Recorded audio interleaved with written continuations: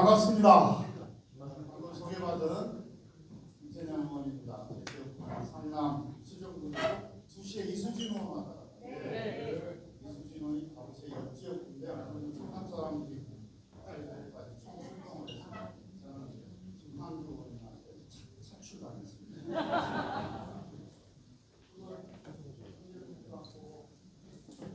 잠깐 영상 하나 보시겠습니다. 제가 왜 차출당했는지 보여드리겠습니다.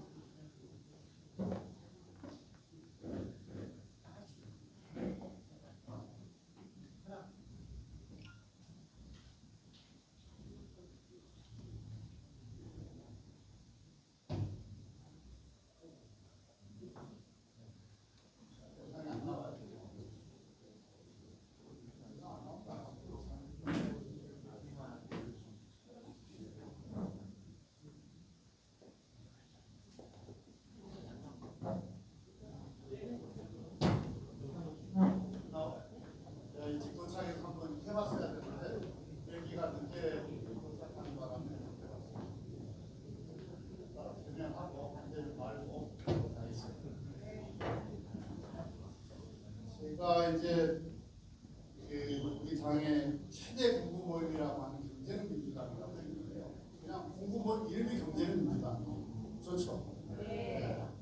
우리가 훨씬 더 우리가 집권했을 때 경제 성적도 훨씬 좋았고 혁신 에너지도 훨씬 더 크고 강했었는데 왠지 모르게 우리 민주당 그러면 경제에 조금 무관심하고 뭔가 좀 영향 발휘가 안 되는 것 같고 뭐 이런 인식이 있었어요.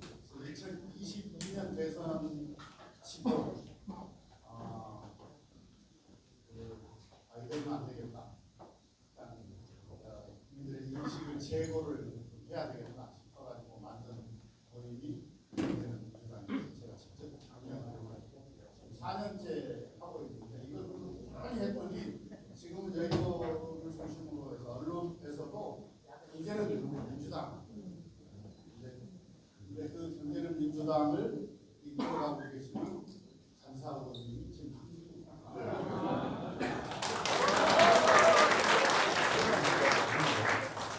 제가 대표를 맡고 있습니다.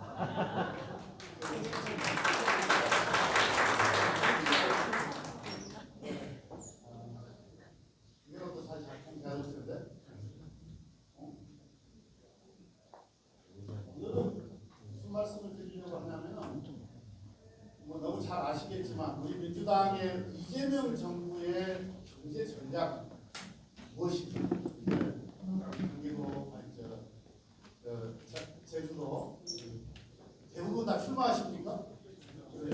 핵심 당원들이시고 우리 제주도당의 핵심 전략 당원들이 있는데 함께 공유해 보고자 합니다. 지금 네 가지 위기가 있었죠. 인구 위기가 있고 통상 위기가 있고 산업 위기가 있습니다. 인구야 너무 잘 아시지만 초저출산, 생산량 급락을 했고 통상은 이중 경제 기술 태풍 경제 또는 만세 경제 때문에 여러 가지 우리가 어려움을 겪고 있습니다. 산업은 지금 AI를 중심으로 해서 4차 산업혁명으로 지금 전환되고 있는데 이 시기에 우리가 어떻게 대응하느냐에 따라서 추락하느냐 비상하느냐 이렇게 갈립니다. 금융은 우리가 금융시장이 워낙 코리아 디스카운트 등해서 저평가 받고 있고 뭔가 모르게 이 자본시장의 투자가 꺼려지는 여러 가지 이유들이 있었습니다. 이런 위기들을 우리가 갖고 있는데요. 윤석열 정부가 아무것도 안 했죠. 관심도 없었고 대책도 없었고 책임도 안 졌고 삼무였습니다. 근데 역사적으로 보면 언제나 우리가 위기는 있었어요. 80년에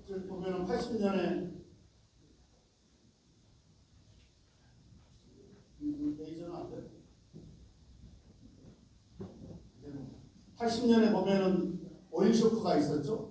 그리고 98년에 IMF 외환위기가 있었고, 그리고 2009년에 글로벌 금융위기가 있었고, 2020년은 잘 아시다시피 전대미문에 코로나 위기가 있었어요. 위기 때마다 뭐 마이너스 성장, 뭐 1% 이하 성장 이렇게 되었었죠. 이런 상황이었었죠. 그런데 늘 우리는 이 위기를 바로 회복하고 다시 성장 구조를 만들어가는 그런 역사를 써왔었거든요. 그래서 저는 우리는 위기에 강한 나라다. 대한민국은 위기에 강한 나라다. 위기 극복의 DNA를 가진 대한민국이다. 이렇게 생각을 합니다. 그래서 지금 여러 어려움들이 있지만 충분히 우리가 어떤 전략을 세우고 어떤 경제 정책을 구사하느냐에 따라서 충분히 극복 가능하다. 이 말씀을 드리려고 합니다. 당장 정권이 바뀌었는데 경제 심리 지수가 확 달라졌어요. 그러니까 기억을 다시 되돌려 보면은 지난 겨울만 하더라도 우리 경제에 크게 암울한 그런 이 기운이 있었죠. 경제 성장도 추락을 했고 일이 됐는데 경제 심리 지수를 보면 경제는 이렇게 심리다 그래서 심리 지수가 대단히 중요하거든요. 심리 지수가 ESI라고 하는데 개업 직후에 보면은 77, 100 이하로 떨어진 정도가 아니고 거의 77 정도의 정도로 지수였었습니다. 이게 이제는 좀 출범하고 지금 10월 기준으로 123 아주 딱 쌍을 지금 하고 있지 않습니까? 정권만 바뀌었을 뿐인데 이재명 정부에 대한 기대 심리와 또 초기에 몇 가지 실행했던 경제 정책들이 우리 국민들로부터 경제가 살아나겠네? 살아날 수 있겠네? 이런 기대 심리를 크게 높였다 이렇게 말씀드릴 수 있겠습니다. 그래서 우리 민주당의 경제 전략은 우리 이 공정과 혁신과 포용은 우리 당헌에 나와 있는 강령에 나와 있는 겁니다. 공정의 기반 하에 혁신 경제와 포용 경제를 통해서 성장한다. 우리 그 강령에 나와 있는 거예요. 공정한 시장 질서를 회복하고 기술과 AI와 기술 혁신을 통해서 미래 산업 투자를 확대하고 그 인재를 확보하고 그러나 일부만 잘 사고 성장을 했는데 일부만 그 과실을 돌아가 대다수 국민은 여전히 어렵고 이러면 안 되는 거 아니겠습니까? 함께 잘 사는 나라를 만들어가는 공정과 혁신과 포용 이건 우리가 문재인 정부 때부터 일관된 기조로 우리의 성장 기조로 정책의 기조로 가고 있는 내용이다 이렇게 말씀드리는데 이 기조하에 우리의 강령의 기조하에 이재명 정부의 335 전략이 나옵니다. 즉 기술 선도 성장, 기술로 도약하는 글로벌 선도 국가, 모두의 성장, 모두가 함께 성장하는 국민 성장, 그리고 모두에게 기회가 열리는 공정한 국가. 이래야 지속 성장의 기반이 강화되는 거고 이게 이제 경제 산업의 대도약을 이루게 되는데 이재명 정부 민주당의 이재명 정부의 성장 정책의 핵심은 뭐냐? 345 전략입니다.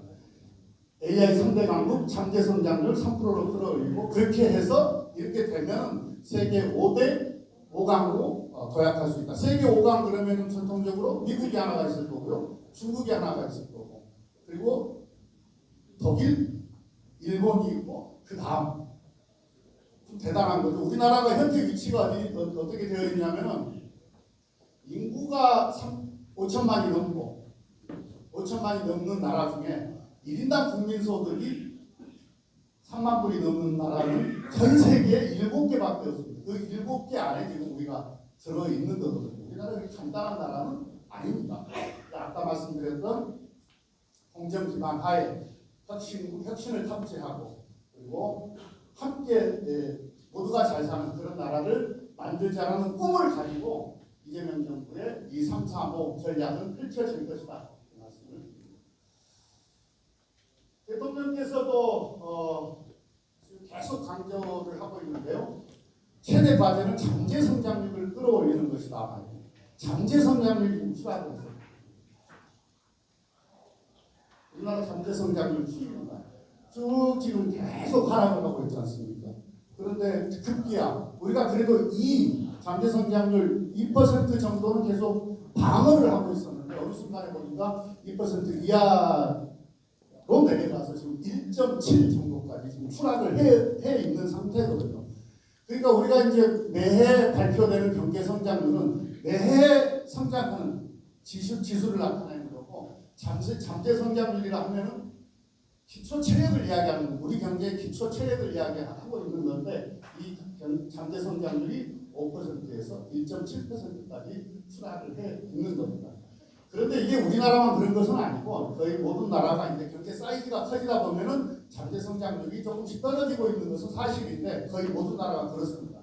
그런데 우리나라의 잠재 성장률의 추락 속도가 훨씬 더 빠르다. 이게 이제 진짜 위기라고 하는 겁니다. 이 잠재 성장률을 그래도 끌어올린 나라가 하나가 있어요. 경제 볼륨은, 경제 사이즈는 대개 전 세계 최고로 큰데 잠재 성장률을 끌어올린 나라가 유일한 나라가 지금 미국입니다. 보면은 미국 파란색인데 좀 플랫하게 가다가 조금 올랐죠. 그렇죠? 미국보다 잠재 성장률이 더 떨어져요. 미국이 한 지금 1.8, 우리가 1.7 여기까지 떨어졌어요. 그런 맛이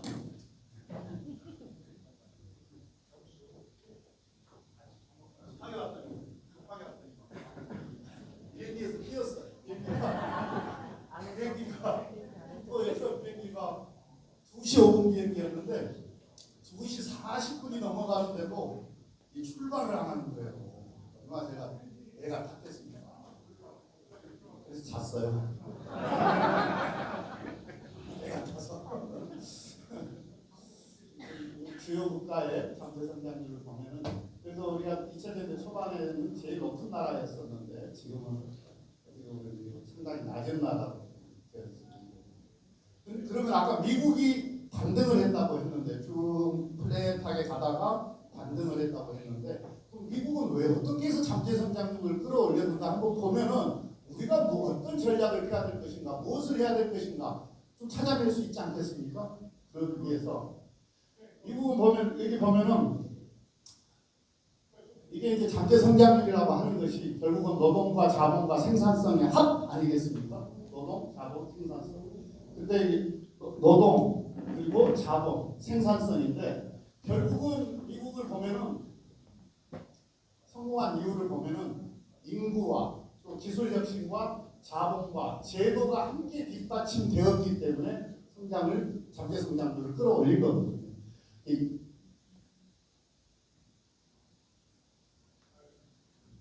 보면은 인구와 관련해서는 미국은 이민의 나라 아닙니까? 많은 이민을 1년에 한 100만 명 이상의 이민을 받아들여서 인구 문제를 해결을 하고 있고 특히 그 이민자들 중에서는 숙련된 기술 이민자가 아주 많습니다. 그리고 숙련된 과학기술 이민자도 아주 많고 그러면서 인구 문제를 해결해 가고 있고 또 기술 혁신과 자본 투자를 통해서 생산성을 증가시켜서 결국은 잠재 성장률을 반등시켰다. 그러면 우리는 무엇을 할 것이냐? 인구 문제를 해결해야 되고 그리고 생산적 자본으로의 대전환을 하기 위한 금융을 혁신해야 됩니다. 그리고 기술 패권을 위한 기술 중심의 국가를 만들기 위한 규제를 혁신해야 하고요. 그리고 AI 강국화를 위한 산업 혁신을 이루어내야 합니다. 이걸 해내야 잠재 성장률을 끌어올릴 수 있다. 이렇게 보는 거죠. 먼저 인구 문제 보겠습니다. 우리가 애 나라 한다고 애 납니까? 그러니까 제가 보기엔 이런 것 같아요. 우리가 정책 의장도 하고 그래서 숫자 좀 알지 않습니까? 우리가 지금 합계 출산율이 한 1.72 정도 되잖아요. 기혼들 결혼을 하면 출산율이 얼마까지 올라가냐면 결혼 가정의 출산율은 1.67까지 올라갑니다. 결혼을 하면은 어쨌든 아이는 낳더라. 그래서 출산 정책이 아니고 결국은 결혼 정책이 돼야 되는 거 아닌가? 이런 생각을 평소에 해봤어요. 근데 우리 젊은 사람들이 제 애도 지금 결혼 정년기에 들어서 있는데 우리 다행히 그래도 우리 애는 결혼한답니다. 날도 잡았어요. 내년에 통보받았습니다. 요즘 통보를 하래요. 의논을 하는 게 아니고 결혼식 날을 잡고 예식장도 지들이 잡고 그리고 와주세요 이러더라고. 결혼식 날짜 잡고 예식장 잡을 때까지 제가 우리의 파트너를 제가 얼굴을 못 봤어요. 그래서 야, 너무하는 거 아니냐? 애가 어떻게 생겼냐? 아야 되는 거 아니야? 한번 데리고 왔더라고. 쓸만해요. 그래서 기쁜 마음으로 축복해 주기로 지금 내가 혼자 사는 것보다 결혼해서 사는 게 더 행복할 것 같다. 이래야 결혼할 거 아닙니까? 그죠? 어떻게 하면 결혼해서 사는 게 더 행복할 건지를 집중적으로 연구해가지고 결혼하는 것이 훨씬 더 행복하다는 것을 느끼게 해줘야 됩니다. 경험적으로. 그런 사례가 주변에 결혼해서 사니까 혼자 사는 것보다 훨씬 더 행복해. 이런 사례가 주변에 많아야 나도 결혼해야 되겠구나. 이런 생각이 들 거 아닙니까? 과거에 우리 클 때만 하더라도 결혼은 그냥 의무였잖아요. 의무. 때 되면 가야 되는 거였잖아요. 지금은 안 그래요. 내가 더 행복해질 거야. 결혼해서 사는 게 이 확신이 들어야 결혼합니다. 그리고 결혼한다고 해 놓습니까? 결혼하고 아이를 낳고 그렇게 아이와 함께 가정을 이루고 사는 것이 훨씬 더 단둘이 사는 것보다 행복할 거야. 행복해. 나는 확신이 들어야 아이를 놓을 거 아닙니까? 그러니까 아이 놓고 아이와 함께 가정을 이루고 사는 것이 훨씬 더 행복할 거라는 확신이 들도록 정책, 제도를 설계를 해야 될 것 같다. 이런 생각이 듭니다. 출산 문제는 그렇게 접근해야 되는 거고 강요한다고 억지로 되는 문제가 아니고요. 그래서 이제 우리가 지금 인구 문제도 있고 그 다음에 특히 인재와 관련해서 아까 그 생산성과 관련해서는 우리 잠재 성장을 끌어올리는 데 있어서 생산성을 높여야 된다 이 말씀을 드렸잖아요. 결국 이거 다 사람이 하는 일인데 우리가 지금 인재 유출국이에요. 유출국.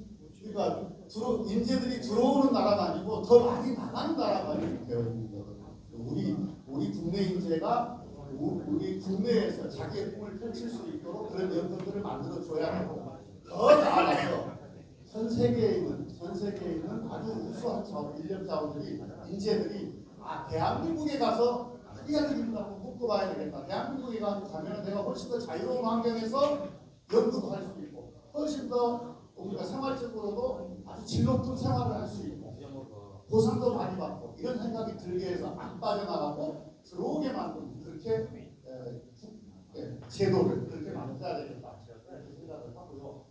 그런데 이제 보면은 우리가 청년과 고령, 여성, 중년층 연간 1%만 상승을 해도 연간 잠재 성장률이 0.25% 상승한다고 하는 통계가 있습니다. 그러니까 결국은 고용률, 청년과 고령층 여성의 고용률을 높여서 잠재 성장률을 끌어올리는 이런 전략, 이것도 지금 아주 근데 이게 사실은 이 고용률을 높이는 문제는 그렇게 간단한 문제가 아닙니다. 결국은 일자리가 많아져야 되는 거고 일자리가 많으려면 기업을 포함하여 경제가 성장을 해야 일자리가 많아질 거 아닙니까? 기업도 성장하고 전체 총합으로 국가 경제가 성장을 해야 일자리가 많아지는 거기 때문에 결국 이 고용률을 높이려면 경제를 성장시켜야 된다.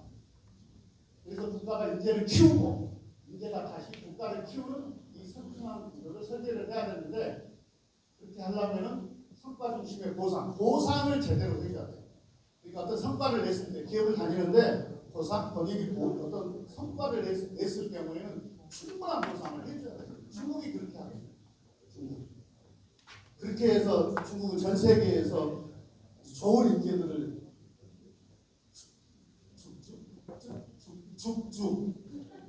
쭉쭉 하고 있잖아요.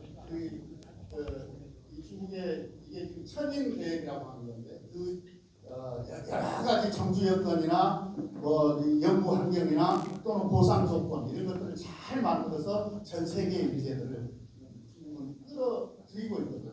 아주 종합적으로 빠져나가지 않고 더 많이 들어올 수 있는 국가 인재 전략을 수립을 해야 되는데 혹시 궁금하신 분 있으면 제가 국정감사 때 많이 이야기를 해놨으니까 그것이 참고하시기 바랍니다.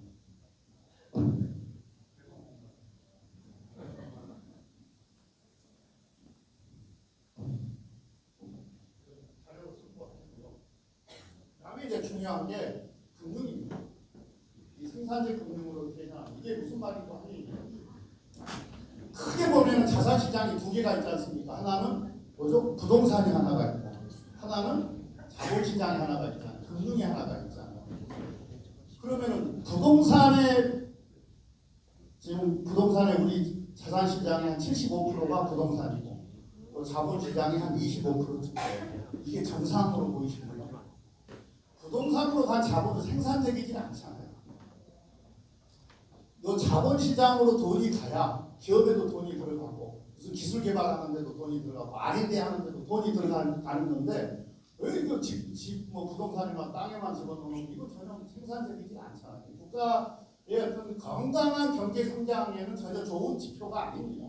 그래서 다른 나라 해외 사례들을 보면은 잘 나가는 나라들은 아무리 못해도 부동산 시장과 자본 시장이 5대5는 되거든요. 아무리 못해도. 근데 우리는 7.5대 2.5예요. 우리가 전체적으로 건강하지 않는 어떤 자산 시장의 구조를 가지고 있다. 이걸 지금 여기가 혁신을 해야 되는데 그래서 부동산 금융을 억제하고 여러 가지 지금 우리 대책이 나와 있죠. 정부에서 발표한 대책들을 참고하시면 되는 것 같고요.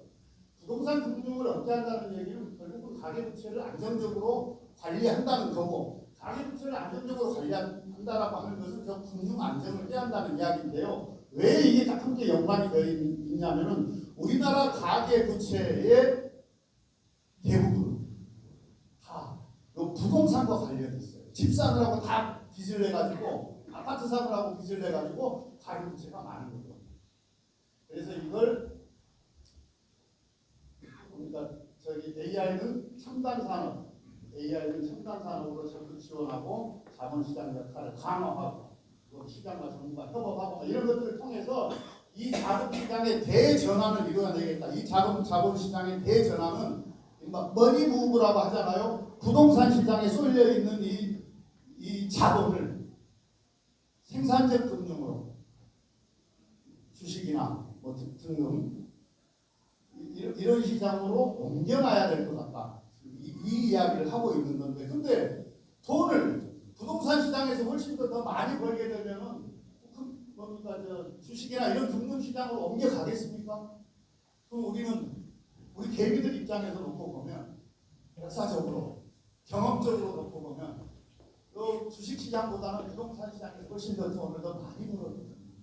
그러니까 여전히 부동산 쏠림이 있는 겁니다. 그러니까 지금부터 우리가 해야 될 정책은 뭐냐? 주식 시장이 이 금융 시장이 자본 시장이 부동산에다 돈 넣는 것보다 훨씬 더 돈을 더 많이 벌더라 하는 경험을 축적하는 것. 이게 대단히 중요한 것 같아요. 그래서 제도도 그렇게 설계를 해야 되는 거 아니겠습니까? 아까 이거 말씀드렸고요. 가계대출과 주택담보대출이에요. 우리가 아까 말씀드렸습니다. 가계대출이 많은 것은 주택담보대출, 뭡니까? 집을 담보로 또는 집을 사는데 빚을 내기 때문에 이 가계대출이 많다라는 거예요. PBR 잘 아시죠? 요즘 이제 주식이 떠가지고 PBR, PER 다 아시더라고요. 주가 순자산 비율.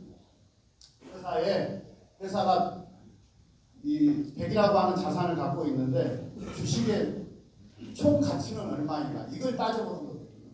근데 우리나라가 그러니까 PBR이 1.0이면 최소한 주식의 총 가치가 그러니까 자산 가치하고 동일한 거예요. 자산 가치가 100이면 주식의 총 가치도 100이다. 이걸 이야기하는 거고 PBR이 예를 들어서 2.0이다. 그러면은 주식 가치의 총 가치가 자산 가치보다 한 2배쯤 되는 거고 0.5면 반쯤 되는 거고 그런 거거든요. 그러니까 1보다는 높아야 되는 거죠. 근데 우리나라는 안타깝게도 정상인 거고 좋은 회사인 거고 헐값인 거고 이런 건데 우리나라는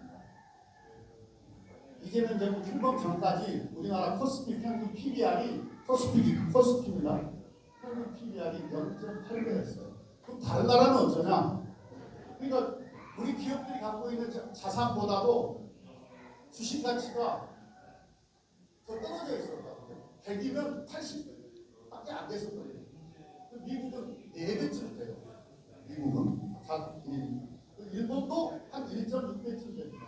선진국은 한 3.5배쯤 돼요. 우리나라도 선진국이니까 좀 평균을 좀 깎아먹고 있던 나라죠. 신흥국, 우리나라보다 좀 못 사는 이제 개발도상국, 베트남이니 인도네시아니 이런 나라들도 우리나라보다 높아요. 1.8배. 그리고 우리가 금융시장이 우리 자산시장이 얼마나 왜곡되어 있었는지를 이 지수만 보고 6월 기준 우리 정부가 들어서고 나서 지금은 훨씬 더 높아졌습니다. 1.03배까지 올랐는데 지금은 한 1.4, 1.34까지 올랐을 거예요. 코스피가 4층까지 갔으니까 그만큼 주식 총량이 지금 총 가치가 늘어났거든요. 해가에. 한 6개월, 주식 신고만 한 6개월밖에 안 됐는데 주식시장 지금 뜨겁죠. 제 보좌관은 어저께 나한테 출근했더니 문 열고 흥분해서 막 갖고 와. 친구가 왜 이러나. 작년에 그 주식을 이사를 하면서 주식을 다 정리를 했대요. 2개인가를 남겨놨는데 2개인가를 남겨놓은 게 한 2천만 원 되나 봐요. 그 이야기를 먼저 했는데 이제 6천만 원 됐어. 6천만 원. 뜬금없이 6천만 원. 뭔 소리냐. 뭔 소리냐. 예, 제가 오랜만에 제 주식을 열어봤더니 6천만 원이 더 있어요. 원래 얼마나 원금이 얼마인데 2천만 원이다. 그 사이에 4천만 원보다 뭘 갖고 있었는지 저도 잘 모르겠어요. 아무튼 2천 원금 2천만 원인데 지금 2천만 원이 지금 제주도에 와 있어요. 지금 여기도 안 와. 지금 저 놀러 다닙니다. 제가 5월 달인가 ETF에 가입을 했어요. ETF는 아시죠? 지수에 투자하는 거.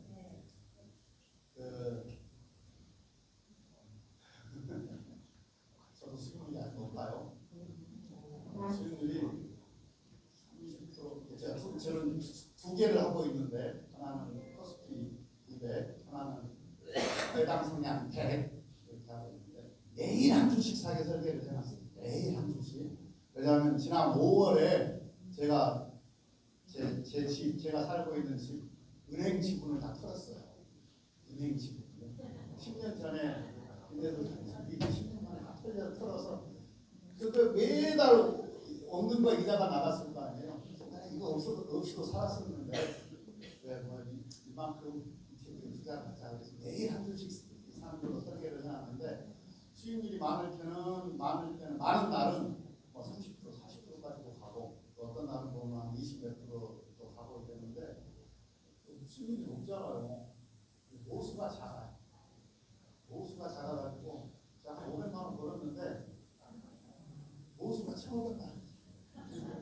400, 500 정도 버는 것 같아. 몇 달 만에. 근데 왜 우리가 이렇게 저평가를 갖고 있을까? 이른바 코리아 디스카운트가 왜 있는가 보면은 너무 잘 아시잖아요. 재벌의 불투명한 지배구조, 재벌 오너들, 총수들, 일가들을 위하여 의사결정들을 해버리고 일반 우리 주주 가치는 전혀 생각하지 않고 있고 심지어는 우리 주주들한테 손해를 입히는 그런 의사결정들을 서슴없이 막 해버리는 그런 구조를 갖고 있었어요. 이걸 뭐 개혁해야 될 거 아니에요. 그 다음에 이제 지정학적으로 보면 우리가 좀 안보 리스크가 있는 건데 이것도 별거 아니다라는 것을 대만 경우를 보면 알 수 있습니다. 그 다음에 정책이 계속 바뀌어요. 냉탕, 온탕, 그 다음에 정부마다 정책이 바뀌고 어떤 데는 풀었다가 쪼였다가 이러니까 우리 투자자들이 일반 국민들이 우리 주식시장, 금융시장에다가 투자를 할 생각을 못하는 거죠. 불안정해서. 그러니까 자꾸 해외로 나가는 거죠. 그 다음에 이제 우리 기업들이 대단히 배당을 잘 안 해줘요. 배당을 잘 안 해요. 배당을 안 해주니까 당연히 투자율이 줄어드는 거죠. 이 배당 문제와 관련해서는 우리 김한규 전문가입니다. 왜 배당을 늘려야 우리 이제 금융시장을 활성화시키고 금융시장이 그래야 활성화돼야 우리 기술을 중심으로 한 어떤 혁신 경제의 틀이 만들어진다. 이건 다음에 김한규 의원님한테 한번 강의하면 우리 전문가입니다. 그래서 이 코리아 디스카운트는 아까 말씀드렸던 이 코리아 디스카운트의 원인 이걸 제거를 하면 정상으로 돌아갈 것이고 더 나아가서 코리아 프리미엄이 만들어지지 않겠습니까? 그러면 간단합니다. 지배구조를 투명화하는 문제. 이건 우리 민주당에서 계속 지금 이 선법 개정을 통해서 재벌 총수들이 장난치지 못하도록 지금 만들고 있지 않습니까? 그건 뭐 내용 잘 아시죠? 구구절절히 설명 안 드리겠습니다. 그 그다음에 배당소득 늘리기 위해서 분리과세, 배당소득과 관련한 분리과세 지금 좀 논의하고 있는데 한 25% 정도, 배당소득과 관련해서는 세율을 한 25% 정도, 이 정도로 해서 낮추어서 배당을 더 많이 해주는 유인을 만들어 보려고 합니다. 그 다음에 공정한 시장을 조성하고, 그러니까 공정한 시장을 조성한다는 얘기는 대통령께서도 늘 말씀하시는데 주가 조작하면 폐감 없이 시키겠다. 그리고 한 번만 잘못해도 원거리 처하겠다. 이런 거 아닙니까? 이것만 돼도 이 코리아 프리미엄이 만들어진다고 봅니다. 지금 코스피 4천까지 가는 게요. 다른 여러 가지 요인들도 있어요. 해외 변수들도 있고, 뭐 미국 증시가 잘 나가니까 우리도 덩달아 잘 나가고 여러 요인들이 있는데요. 그러면은 과거 정부에서 윤석열 정부에서는 미국 증시만 헤매고 있었겠습니까? 근데 새 정부가 들어서서 아까 말씀드렸듯이 여러 가지 경제에 대한 기대 심리가 높아진 거거든요. 그리고 공정한 시장을 만들기 위한 여러 가지 조치들이 취해져 있고 상법 개정들을 포함해서 그렇기 때문에 지금 코스피가 4천을 가고 있는 거거든요. 근데 이제 많은 사람들이 북한 관련한 리스크, 재정학적 리스크 때문에 우리가 어려움을 겪고 있는 건 일면 맞습니다. 맞는데 우리가 한반도의 평화가 유지된다고 하는 것은 재정학적으로 어떻게 보면 해외 투자자들이 안심하고 이 대한민국에 투자할 수 있는 여건이 만들어질 것이기 때문에 훨씬 좋은 환경이 되는 거죠. 그건 맞는 얘기인데요. 대만의 TSMC 위험하면 대만이 더 위험하겠죠. 근데 TSMC는 아주 고공행진을 하고 있거든요. 그래서 이것도 결국은 안보의 문제가 아니라 시장의 신뢰의 문제다. 저는 그렇게 보고 시장의 신뢰를 회복하도록 조치를 취해주는 것이 가장 중요하다 그렇게 생각합니다. 그래서 이제 거의 이제 코스피 4천 정도는 이제 안착이 된 것 같아요. 그래서 이제 5천을 향해서 가려고 하는데 저는 갈 거라고 봐요. 숫자 이야기 자주 하지 말라고 하던데 우리가 목표가 있어야 뛸 거 아니에요. 5천 더 나가서 막 이러고 있어요.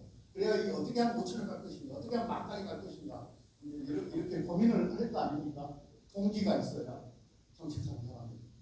그런데 또 4천 가고 5천 가면 또 가도 문제가 있어요. 그러니까 주식에 이제 투자를 해서 돈을 주식에 투자할 수 있는 사람들이 있고 우리 국민들 중에 또 많은 분들은 주식에 투자할 만한 여력이 안 되시는 분들이 있고요. 이 주식시장이 잘 활성화가 돼가지고 아주 뜨거워져가지고 주식시장에 돈을 많이 버는 사람들이 있을 거고 주식시장에 투자할 여력이 없어서 투자를 못 하시는 분들도 있을 거 아니에요. 그럼 이것도 뭡니까? 양극화가 심해질 수 있을 거고요. 결과적으로. 그 다음에 지금 우리 기업들이 잘 나가는 기업들부터 잘 나가고 있는데요. 벌어서 이익으로 이자를 못 내고 있는 이자만큼 돈을 못 벌고 있는 기업이 한 42%쯤 돼요. 여전히. 그래서 기업들도 지금 양극화 현상이 있다. 그리고 아까 말씀드린 문제가 있지. 그 다음에 이제 우리나라가 장투를 잘 안 해요. 투자 문화가. 장기 투자를 잘 안 해요. 원래 주식은 장기 투자하는 거거든요. 존 리, LG증권의 사장을 했던 존 리가 하는 얘기가 있잖아요. 주식은 저축하는 것이 아니라 그러니까 단기 투자를 해서 돈을 버는 게 아니고 저축하듯이 쌓아놓는 거라. 그냥 그에다가 그런데 우리는 넣었다 뺐다 이렇게 재밌게 돈을 못 버는 겁니다. 선수들은 어떻게 해봐요? 계속 묻어놔야 이게 풀어나는데 이런 거잖아. 주식에다가 돈을 넣으면은 나는 돈 조금 넣어놨는데 내 대신 나의 돈을 불려주기 위해서 그 회사의 노동자들은 정말로 열심히 일을 하잖아요. 사장도 거기 회사의 종업원들도 결과적으로 내 돈을 불려주기 위해서 내 이익을 키워주기 위해서 열심히 일을 하는 거거든요. 그래서 요 투자 문화 문제 이것도 지금 우리가 개선을 해야 되는 숙제가 있고요. 특히 코스닥 이게 정말 문제입니다. 제가 이번 국정감사에도 이야기를 했는데 오늘 주제하고는 조금 원래는 코스닥이 코스피하고 다른 시장이었어요. 원래 이제 코스닥을 만든 이유는 기술 중심의 어떤 자본시장 만들기 위해서 코스피를 만들었는데 여기서 사고가 좀 났어요. 초반에. 그랬더니 거래소에다가 편입을 시켜버렸어요. 그러니까 어떻게 돼요? 코스피 2부 리그처럼 시급을 받아요. 그래서 코스닥에서 조금 잘 나가면 다 코스피로 옮겨가 버려요. 그러니까 마치 코스닥은 2부 리그 또는 문제가 있는 기업들만 남아있는 것처럼 되니까 이 코스닥의 투자를 주저하게 되고 또 코스닥은 당연히 장기 투자를 하는 게 아니고 단기 투자를 하는 것처럼 인식이 되어서 아직 우리가 코스닥 시장이 활성화되어 있지 못하고 미국을 보면 나스닥이 미국의 웬만한 기술 기업들은 빅테크들은 다 나스닥에 들어있거든요. 우리 코스닥 같은 나스닥에 들어있거든요. 엔비디아는 다 아마존이 다 나스닥이에요. 뉴욕 지수가 안 가거든요. 그래서 코스닥도 지금 코스피, 그러니까 이 거래소로부터 분리해서 다른 시장을 만들어줘야 되는 거 아닌가? 저는 그런 생각을 하고 이번에 국정감사를 하면서도 기재부 장관한테 이거 분리하자라고 제기를 해본 바가 있습니다. 그래서 이제 이걸 실현하려면 이제 생산재 금융으로 대전환을 하기 위해서는 우리 민주당은 무엇을 해야 되는 것인가? 여러 가지가 있는데요. 간단하게 한 4가지 정리를 해봤습니다. 일본 주식이 괜찮아요. 일본 경제에 비해서 일본 경제는 지금 많이 해내고 있거든요. 잘 아시다시피 성장률도 떨어져 있고 그리고 일본 경제의 가장 큰 문제는 임금을 안 올려서 20년째 거의 제자리거든요. 그래서 아베가 살아있어. 아베가 총리하는데 아베가 연초만 되면 상공회의소 찾아다니면서 한 얘기가 뭐냐면 임금 좀 올려주세요 이거였어요. 임금을 안 올리니까 국민들이 쓸 돈이 없잖아요. 가처분 소득이 없잖아요. 일본은 그래도 내수 비중이 우리하고 달리 내수 비중이 한 70%쯤 더 70% 80%쯤 되는 나라인데 국내 소비가 이루어지지 않으니까 일본 경제가 성장을 못했던 거거든요. 근데 아베가 뭐를 안 한 걸 있냐면은 금융시장을 개혁을 했어요. 혁신을 해놨어요. 그러니까 주식시장이 괜찮아요. 금융시장이. 근데 이게 몇 년 걸렸냐? 한 10년쯤 걸린 거거든요. 10년에 걸쳐서 장기 로드맵을 만들고 아까 말씀드렸던 여러 가지 금융시장 활성화를 위한 여러 가지 거버넌스를 개혁하는 문제부터 포함해서 여러 가지 조치들을 취한 겁니다. 그걸 한 10년간 장기 로드맵을 만들어 놓고 꾸준히 한 거거든요. 그래서 지금 일본 금융시장이 경제 상황보다는 훨씬 더 좋게 굴러가고 있는 겁니다. 우리도 이런 게 필요하다. 정권 바뀔 때마다 정책 바뀌고 이러면 안 됩니다. 그 다음에 아까 배당 이야기 했잖아요. 배당 확대를 통해서 투자 문화를 개선할 필요가 있겠다. 그러니까 배당을 월급 받듯이 받게 만들어줘야 돼요. 배당. 특히 노후에는 그러니까 꾸준히 투자해놨던 게 이제 은퇴하고 노후에는 배당을 받아서 생활할 수 있도록 그런 문화를 만들어야 돼요. 그런 제도와 문화를 만들어야 돼요. 배당. 그 다음에 아까 말씀드린 코스닥 육성 그리고 장기 투자 펀드 활성화, 핵심 에너지 강화 이런 게 이제 어떻게 보면은 우리 금융시장을 혁신하는 것이 될 것이고 이 금융시장이 혁신이 되어야 그 생산적 부문으로 자본이 이동을 해서 그래야 R&D도 늘어나고 또는 기술 발전도 이루어지고 그래야 우리 기업 체질도 강화되고 그래야 장사 잘해서 돈도 많이 벌고 이렇게 해서 전반적으로 우리 국가 경제를 성장시킬 수 있다. 이 금융혁신이 너무너무 중요한 일이다. 말씀을 드립니다. 이 7.5 대 2.5 구조 이거 개선하지 않으면요 우리 경제 지속 가능한 발전, 성장 기약하기 힘들다. 그다음에 이제 주제인데요. 시대에 뒤처진 규제는 깨야 합니다. 1900년 뉴욕 시내인데 1900년에 보면은 저거 다 마차죠 마차. 저거 다 마차거든요. 뉴욕 시내를 마차가 이렇게 다녔어요. 근데 13년 지난 1913년에 보면은 이거 다 뭐죠?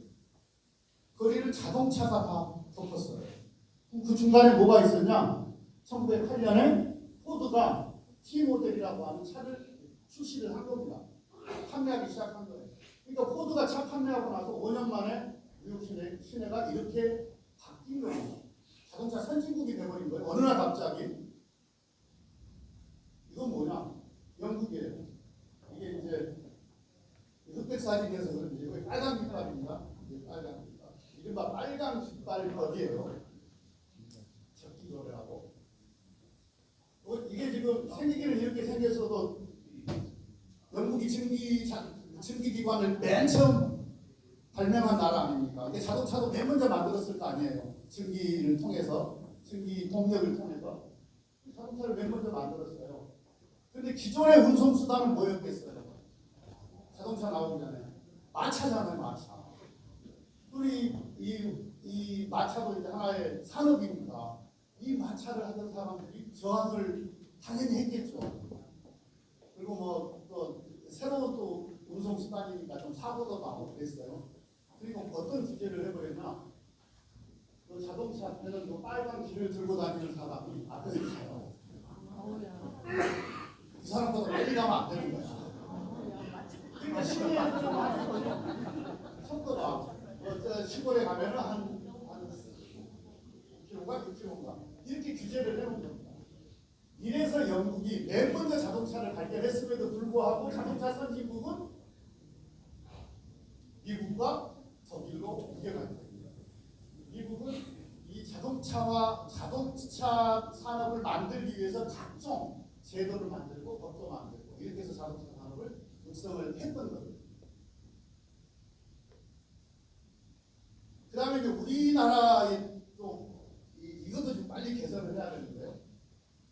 중소기업을 잘 운영을 해가지고 회사 규모를 키우면 어떻게 되죠? 중견기업이 되잖아요. 또 중견기업을 잘 운영을 해가지고 회사를 키우면 뭐가 됩니까? 대기업이 되잖아요. 그렇죠? 그런데 이 숫자가 뭐냐면 규제 숫자예요. 규제 숫자. 중소기업 때는 그 규제가 한 저 정도 됐어요. 근데 중견기업으로 가니까 확 늘어나요. 대기업으로 가니까 어마무시하게 늘어나요. 규제가. 각종 규제가. 물론 중소기업은 또 우리가 보호해야 될 이유가 있었는데 언제까지 보호 중심으로 중소기업 정책을 펼치면 안 되겠다. 이제는 성장 중심의 정책으로 전환할 때가 됐다. 이러니까 뭐냐면 중소기업이 중견기업 안 되려고 그러고 중견기업이 대기업으로 안 되려고 그래요.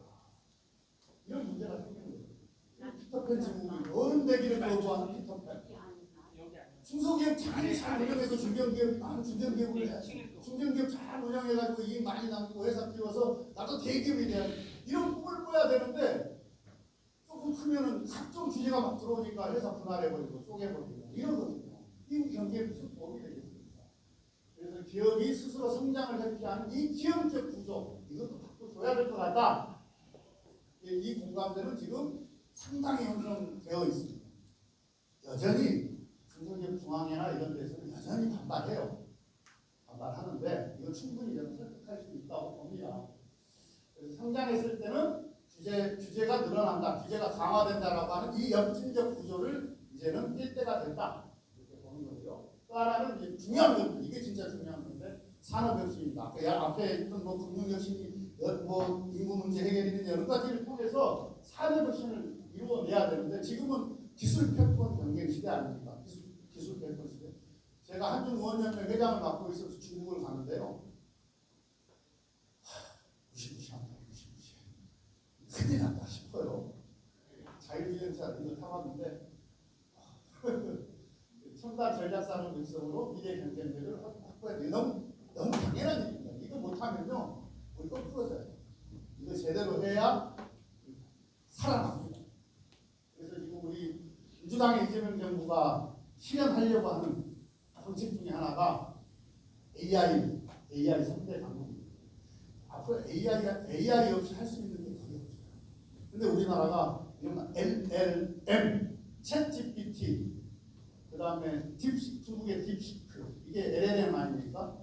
거대 언어 모델로 만들어진 AI인데 전 세계에서 이 LLM 모델로 AI를 만드는 부동하고 있는 나라가 많지 않아요. 우리가 이제 많이 쓰고 중국이 얼마 전에 딥시크 한겨울에 있는 회사가 딥시크 만들었다고 했는데 우리나라도 LLM 있어요. 제일 대표적인 게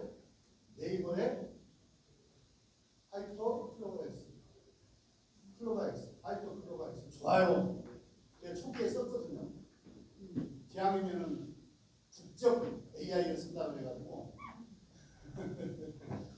그걸 썼는데 이 친구가 말이죠. 정치적 견해를 물어보면 대답을 안 해요. 이게 네이버가 하도 무슨 정치 문제로 이게 뭐 포탈에 뭐 이래저래 당하니까 그걸 다 막아놨어요. 대답을 안 해. 근데 정치하는 사람이 정치 관련해서 좀 AI하고 대화를 좀 나눠봐야 되겠는데 아예 정치 문제는 우리는 답할 수 없습니다. 이래버리면 그걸 쓸 수가 없잖아요. 앞서시 저는 지금 챗 GPT를 유료로 쓰고 있는데요.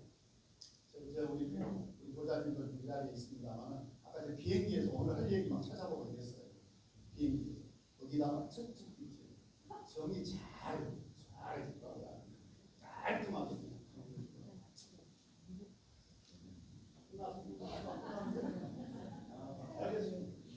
근데 우리가 장점을 갖고 있어요. LLM 모델은 우리가 1, 2에 많이 떨어지는 3인데 그래도 우리가 3등쯤을 하고 있어요. 근데 피지컬 AI는 실제 움직이고 일을 하는 AI입니다. 버티컬 AI, 특정 산업에 최적화된 전문 AI인데요. 요거냐 피지컬과 버티컬 AI는 우리가 아주 큰 장점을 갖고 있습니다. 왜냐? 뭐가 바뀌는 그런 거냐? 제조가 바뀌는 제조가. 바늘부터 해서 항공기까지 만들 수 있는 나라는 전 세계에 우리나라하고 중국밖에 없어요. 실제로 그렇습니다. 그리고 이제 우리가 김대중 정부 때 이른바 ICT 통신망을 잘 만들어놨잖아요. 그래가지고 우리가 데이터가 아주 양질의 데이터가 아주 많아요. 그러니까 제조 데이터 많죠. 그 다음에 예를 들면 국민연금과 같은 이런 아주 양질의 의료 데이터 이런 것들이 아주 많은 나라거든요. 그러니까 피지컬 AI와 버티컬 AI는 우리가 충분히 지금 경쟁력이 있고 저는 이걸로 승부 볼 수 있다고 생각합니다. 이 AI와 관련해서 이게 있기 때문에 일마 젠슨 황이 우리 25만 장 준다고 하잖아요. 얼마 전에 치맥하고 25만 장 GPU 25만 장 준다고 했잖아요. 그걸 자기한테 이익이 안 되면 주겠습니까? 두 가지가 있는 거예요. 하나는 이 GPU를 만들기 위해서 반도체를 공급을 받아야 되는데 이 반도체는 우리나라에서 공급받거든요.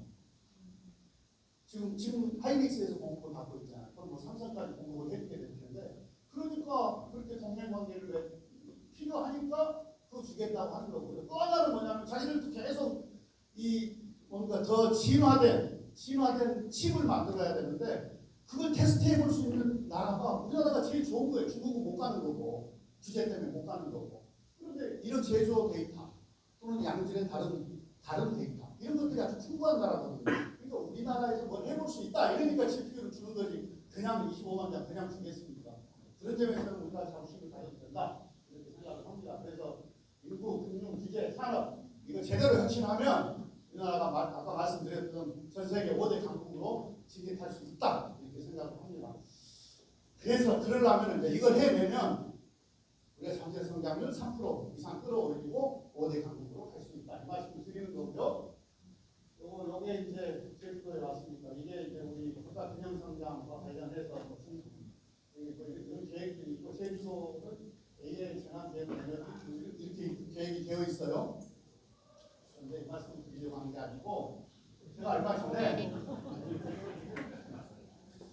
전에 한국은행 회장이라고 했잖아요. 중국이 자주 갑니다. 얼마 전에 청두 우리말로 성동 상적은 위촉 청나라 수도 성동 청두를 갔어요. 청두를 갔는데 여기 너자라고 하는 애니메이션입니다. 이건 명나라한테 신화를 바탕으로 해서 만들었다고 하는데 이 너자가 시즌 1, 시즌 2가 있는데 시즌 1은 1조 애니메이션이 1조의 매출을 올렸고 시즌 2가 너자의 두 번째 작품은 3조의 매출을 올렸어요. 놀랍죠? 그런데 무슨 말씀을 드리려고 합니다. 여기가 가봤는데 청두에 있는 템프 창다오라고 하는 디지털 문화 창의 단지라는 데예요.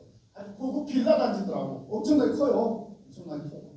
영상도 있는데, 근데 이 고급 빌라 단지를 요 디지털 콘텐츠 이 기업들을 다 내준 거예요. 다 내줘서 이 클러스터를 구축을 한 겁니다. 이 시스템 속에서 방금 말씀드렸던 이 여자가 만들어지고 1조, 3조 이런 매출을 올리게 된 겁니다. 그런데 이 템프 창다오 여기가 게임, 애니메이션, 가상현실 이런 6,000개 이상의 IP 콘텐츠 관련 기업들이 다 입주해 있고 초고밀도 기업 직접 클러스터를 만들어 놨는데 그리고 이 전 과정을 지역 안에서 처리할 수 있는 완성형 산업 생태계를 구축을 해놨는데 그래서 IP도 개발하고 콘텐츠도 제작하고 후반 작업하고 상품화도 하고 유통도 하고 이걸 일반 시스템으로 다 만들어 놨는데 그래서 약 그 단지 안에서 약 76조의 매출을 올려요. 그러니까 청주의 핵심 산업 단지가 된 거예요. 그런데 제가 여기를 가서 보고 왜 제주를 생각했는지 저는 제주가 생각이 나요. 제주가 왜 이거 제주에서 하면 좋겠다 이런 나도 왜 그 생각이 들었는지 잘 모르겠어요. 근데 그냥 들은 거야 그냥 제주가 가능하고 이거 비싸요. 빌라 가면 이거 다 사갖고 하라는 얘기 아닙니다. 그냥 이미지예요. 이미지 제주 천혜의 자연환경 갖고 있잖아요. 그리고 청주 여건도 좋아요. 뭐만 되면 일자리가 있고 그리고 문화가 있고 그리고 공동체가 있고 커뮤니티가 있고 뭐 이런 조건 청주여건이 갖춰지고 이런 조건들이 갖춰지면 저는 제주도 정말 좋은 데라고 생각합니다. 살기 좋은 곳이라고 생각을 해요. 굳이 서울 안 가도 되면 제주대학교 있잖아. 문재인 소지사가 나오고 이선노는 제주대학교 관련 학과를 만들고 관련 학과를 만들어서 인력 배출하고 그 인력들이 창업하고 뭐 아까 같은 그런 클러스터 만들어 놓으면 외부에서 기업들 들어오고 그런 상상을 그런 생각을 해봤습니다. 그래서 그리고 제주도에서 황석형 월트 디즈니 컴퍼니 제2의 케이팝 배너 헌터스 이거 못 만들 수 있을 것 같은데 제주에서 생각을 해봤다는 겁니다. 그 청주에 거기 가가지고 진짜 제가 생각했다니까요. 이런 거 제주에다가 만들었으면 좋겠다 이런 생각을 했다니까요. 예, 감사합니다. 그 영상 있어요? 저기 청주 거리 청주 거리가 아니고 여기 이제는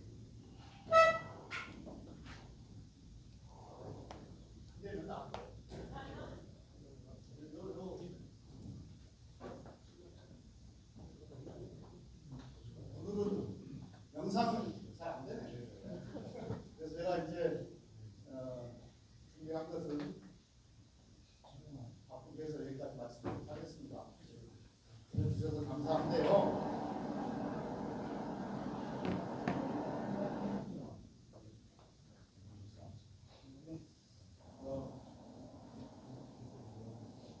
여기가 그 단지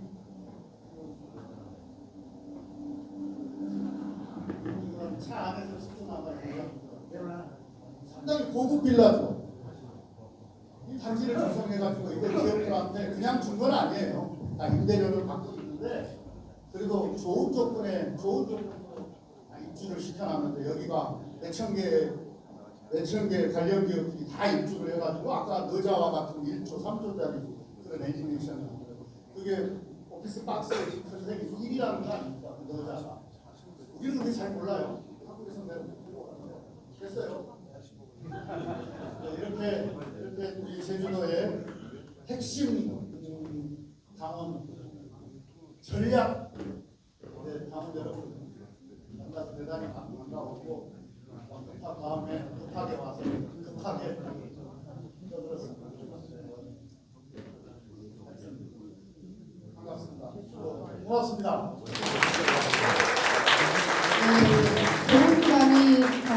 자, 아마 질문하실 분이 계실 것 같은데요. 질문 있으신 분 손 들어서 의사를 밝혀주시기 바랍니다. 질문 있으신가요? 질문 제가 좋아하지 않습니다. 네.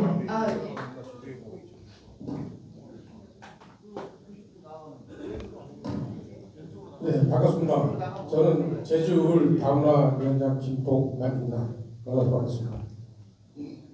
저는 개인적으로 6년 전에 이 형님 만나가지고 인사한 적이 있는데 이 형님께서 저보고 멋지게 생겼다고 말씀을 드려서 그 말씀 아직도 기억하고 간직하고 있습니다. 기억 못하실 겁니다. 수정하면서 인사했는데 저는 저하고 비슷하게 생겼으면 다 멋지게 생겼어요. 감사합니다. 위원님 앞에서 이게 숫자 하는 건 좀 어설프지만 어설퍼도 한번 해보겠습니다. 정책 비전 가운데 다문화, 다가정 그런 안 보여서 제가 열심히 나서 한번 물어보겠는데요. 제주도는 이제 제주시 동지역 빼고는 읍면지역 서귀포까지 초등학생이 50명 이하, 40명까지 5년 이하로 정도 내려가게 됩니다. 수요 회복 결과. 그랬을 때 지금 얘기하고 싶은 건 뭐냐면 한 예를 든다면 자녀 근로 장려금이나 근로 장려금 같은 경우는 소득이 초과되면은 지원을 안 해줍니다. 그거 같은 경우는 다자녀가 있을 경우에는 다른 조건을 줘서 받게끔 해주든지 이 법안을 빨리 해주든지 애들이 알다시피 제주도가 땅값이 올라서 2억 넘는 땅을 따가는 거 있으면 다 탈락입니다. 그러다 보니까 그 제주 시내 동지역 빼고 읍면지역은 30%가 다문화 가정 자녀입니다. 한여름 부자료를 보면 107일 가정이 있는데요. 그 가정에서 자녀만 100명이 넘습니다.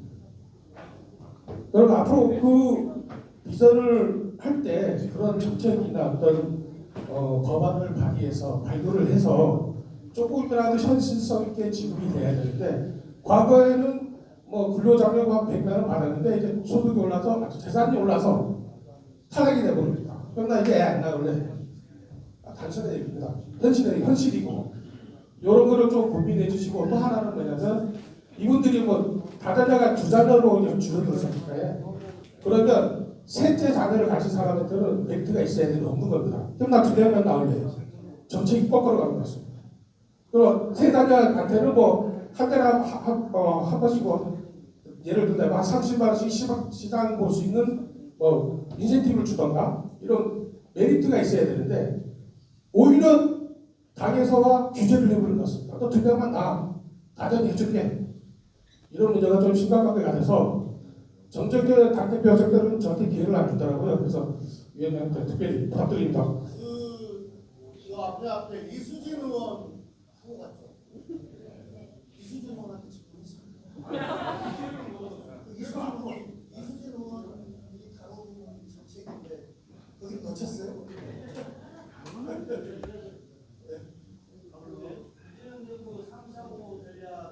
예.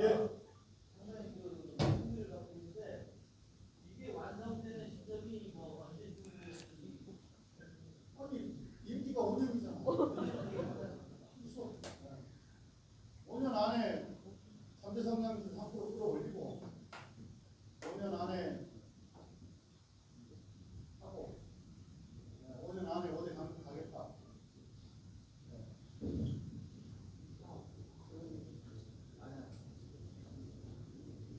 네. 그 아까 다문화 문제는 왜 여기 왜 이렇게 무슨 항의 쪽으로 말씀하셨는데요. 그 국정과제 다 이야기하려면요 어떻게 볼까요? 강제로 나오고 엄청나게 많아요. 국정과제가 125개가 되는데요. 그 125개 안에 다문화 정책 들어 있습니다.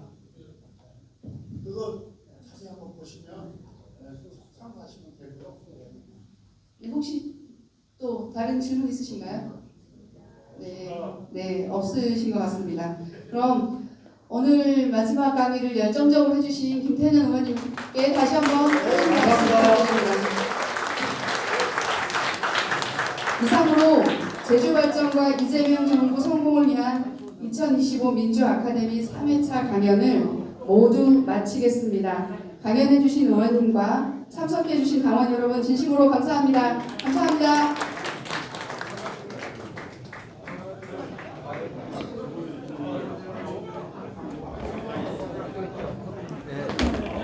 고생했어. 네.